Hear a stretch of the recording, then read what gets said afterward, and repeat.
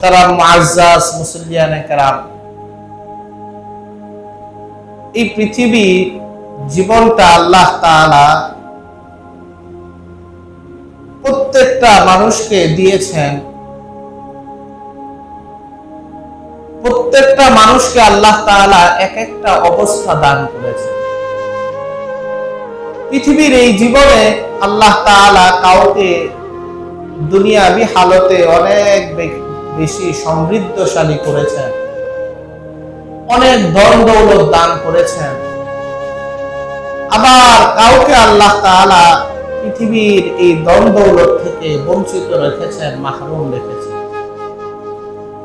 পৃথিবীর কোন মানুষ এই কথা বলতে পারবে না যে আল্লাহ তাআলা আমাকে আজকে যেই পর্যায়ে রেখেছেন, আমার যে অবস্থা, এটা আমার যোগ্যতা বলে আল্লাহ তাআলা আমাকে দান করেছে। এই কথাটা বলার শক্তি পৃথিবীর কারো নাই। কাউকে আল্লাহ তাআলা দুনিয়ার দিক দিয়ে কিছুটা কষ্টের মধ্যে রেখেছেন, আবার কাউকে দুনিয়াবি দিক দিয়ে কিছু সুখ শান্তি দিয়ে রেখেছেন। যার যে অবস্থায় আছে কেউ বলতে পারবে না এটা তার নিজের যোগ্যতা বলে আল্লাহ দিয়েছে। এটা একমাত্রই আল্লাহ তাআলার ইচ্ছা, দয়া। আল্লাহ যাকে চান তাকে কষ্টের মধ্যে ফেলতে পারেন, যাকে চান তাকে সুখের মধ্যে রাখতে পারেন। তবে এখানে যেটা আমাদের জন্য বিষয়, আল্লাহ সুখে রাখো বা দুঃখে রাখো, সুখী মানুষটাকেও আল্লাহ তাআলা কিয়ামতের দিন হাসরের ময়দান যখন কায়েম হবে তার কাছ থেকেও হিসাব নিবেন।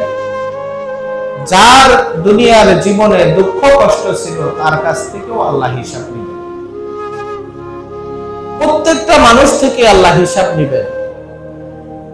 যেহেতু দুনিয়াতে কারো যোগ্যতা বলে আল্লাহ কাউকে কিছু দান করে নাই, সেই তো কিয়ামতের দিন এই মানুষগুলো আল্লাহ তাআলাকে এই কথা বলতেও পারবে না যে আল্লাহ আপনি আমাকে দুনিয়াতে তো দরিদ্র অবস্থায় রেখেছিলেন, ধন দৌলত দান করেন নাই, এই জন্য আমি আপনার ইবাদত বন্দেগী, আপনার হুকুম আহকাম ঠিকভাবে পালন করতে পারিনি।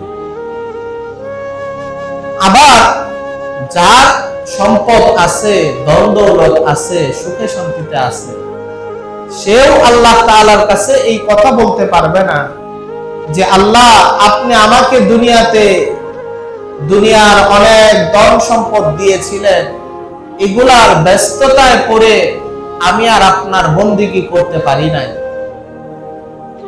এই দুইটা উজরের কোন উজরই আল্লাহ তাআলার কাছে গ্রহণযোগ্য না। আল্লাহ তাআলা বলবেন তোমাকে আমি যে অবস্থায় রেখেছিলাম এটা ছিল আমার মর্জি, বাকি বান্দা তোমাকে আমি যে অবস্থায় রেখেছি এটা তো তোমার নিজের হাতের কোনো কামাই করা বিষয় না, আমি তোমাকে দিয়েছিলাম। যেটুকুই আমি তোমাকে দিয়েছিলাম এর বিনিময়ে তুমি আমার জন্য কি নিয়ে এসেছো, তুমি আমার জন্য কি করেছো, এটা আজকে আমার সামনে পেশ করো। আমি তোমাকে কি দিয়েছিলাম না দিয়েছিলাম এই অভিযোগ আজকে করার দিন না। আজকে তোমার কি আমল আছে সেটা আমার কাছে পেশ করার দিন। হাদিসে পাকের মধ্যে আছে হাসরের সেই কঠিন ময়দানে যখন এরকম ভাবে ব্যক্তিটা পাকড়াও হবে, ব্যক্তিটার মনের মধ্যে বারবার এই কথাটা আসতে থাকবে, হায় আফসোস, হায় আফসোস, হায় পরিতাপ।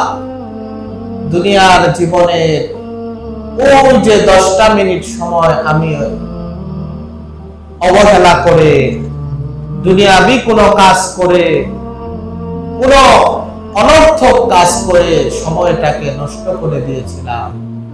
সেই সময়টা যদি আমি আল্লাহর কোনো বন্দেগী করতাম তাহলে আজকে আমার আমলের পাল্লা আরো বেশি ভারী হয়ে যায়।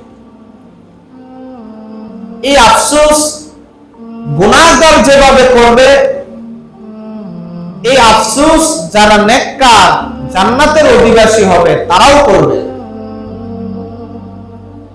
প্রশ্ন হতে পারে, যারা আল্লাহ তাআলার কাছে সেই দিন গুনাহগার সাব্যস্ত হবে, আযাবের উপযুক্ত হবে, তাদের আফসোস করাটা তো ঠিক আছে, তারা আফসোস করতে পারে সেই সময় যদি আমি বন্দিগি করতাম তাহলে আজকে আমার এই শাস্তির সম্মুখীন হইতে হতো না, আজকে আমার এই আযাবের মুখোমুখি হতে হতো না। তাদের আফসোস করাটা যুক্তিসঙ্গত।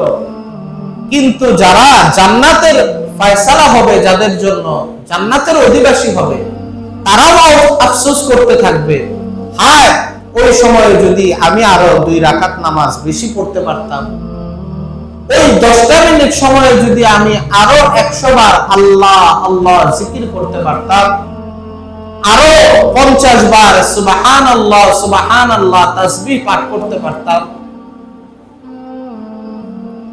হাদিসে পাকের মধ্যে আছে, জান্নাতি ব্যক্তি সেই দিন এই আফসোস করবে এই জন্য, যখন সে দেখতে পাবে জান্নাতের বিশাল অট্টালিকা তার জন্য প্রস্তুত, বিশাল এক বালাখানা তার জন্য প্রস্তুত হয়ে আছে, তার ভিতরে এত সুন্দর সুন্দর নিয়ামত, এত সুন্দর সুন্দর জিনিস তারা আল্লাহ তাআলা এটাকে সুসজ্জিত করেছেন। এটা দেখার পরে বান্দার আফসোস আরো বেশি বেড়ে যাবে, হায় আজকে যদি আমি আরেকটু সময় বেশি বন্দেগী করতাম, আরেকটু সময় ধরে আল্লাহ তাআলার ইবাদতে বেশি মগ্ন থাকতাম, তাহলে হয়তোবা জান্নাতের এই বালাখানার আল্লাহ তাআলা যে বাড়ি আমাকে দিয়েছে এটা আরেকটু বড় হইতো, এটার উচ্চতা আরেকটু বেশি হইতো, কেন আমি করলাম না? এই আফসোস নেককাররাও সেদিন করবে। এই জন্য ভাইরা আমার, দুনিয়ার জীবন যেভাবেই থাকি শেষ হয়েই যাবে, সুখে থাকলেও শেষ হবে, দুঃখে থাকলেও শেষ হবে, শান্তিতে কাটাইলেও শেষ হবে, কিছুটা অশান্তিতে কাটাইলেও শেষ হবে, আপনি একবেলা খাবার খাইলেও শেষ হবে, যদি অভাব থাকে না খাইতে পারেন এরপরেও শেষ হবে। দুনিয়ার জীবনের কোনো ভরসা নাই, আখিরাতের জীবন হলো চিরস্থায়ী। সেই জীবনের জন্য কিছু পাথেয় অর্জন করা, এটাই হবে ঈমানদারের জন্য চূড়ান্ত সফলতা, এটাই হবে মুমিনের জন্য দুনিয়ার এই জীবনে আসার একমাত্র উপযোগী। দুনিয়াতে সে যে এসেছিল তার একমাত্র উপার্জন, যেটা আল্লাহ তাআলার কাছে গ্রহণযোগ্য।